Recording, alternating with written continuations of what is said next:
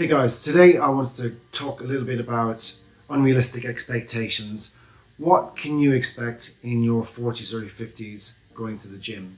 And how that's been totally skewed by mainstream magazines, social media, YouTube, and maybe what you see in the movies too.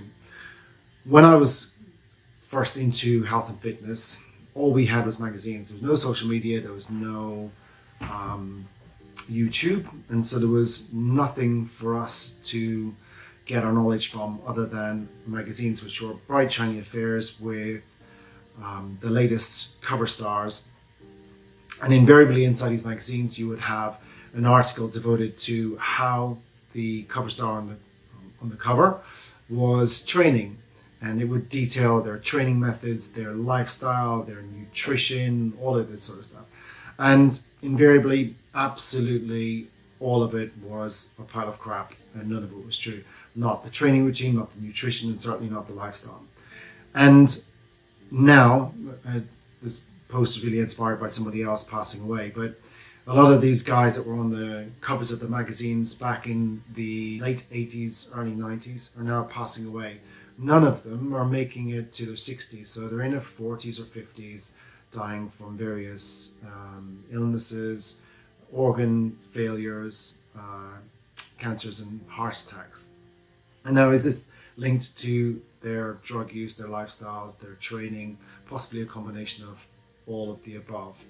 And you can see all of the people that are, I'm going to put up on the screen here, all of these guys were super popular back in the day and all had amazing physiques, and they're all now dead before they hit 60.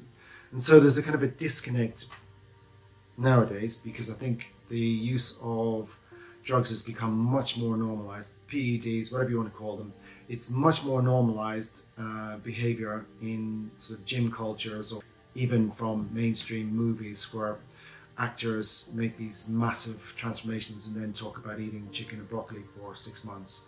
So you may be basing your success or lack of success in your fitness journey on not attaining the stunning, everyday, achievable physique of somebody that's on a fitness magazine these days.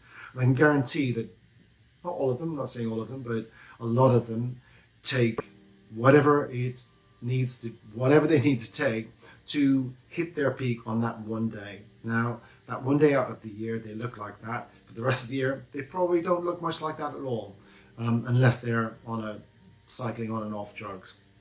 And so people form these unrealistic expectations of what they can achieve because you see, maybe, I don't know, you see the mass monsters on some sort of YouTube or Netflix documentary, and then you see somebody who looks a little bit more, a little bit smaller, ripped abs and, nice shoulder muscles or whatever, and you think, wow, that's really achievable and attainable for me. If you're in your 40s and your 50s, it becomes ever increasingly more difficult to build muscle because of your hormone profile is declining testosterone levels, unless you're on TRT or something like that, which is basically taking a sort of a steroid derivative. Don't base your expectations on what you see portrayed as health, fitness, vitality, healthy lifestyles on the covers of magazines. Probably not so much these days, but definitely the YouTube influencers, the social media influencers, and the cover models of the day. They are invariably getting a certain amount of chemical help to assist them looking the way they do. If you want to find out what's achievable, you need to speak to somebody who's been in the trenches and been around for a while, can assess your physique, your genetics for building muscle, how you respond to training in the gym, the ability for you to take time in your diary to the necessary time to do it, the consistency doing the basics, and your overall resilience and ability to resist getting injured or ill from your training.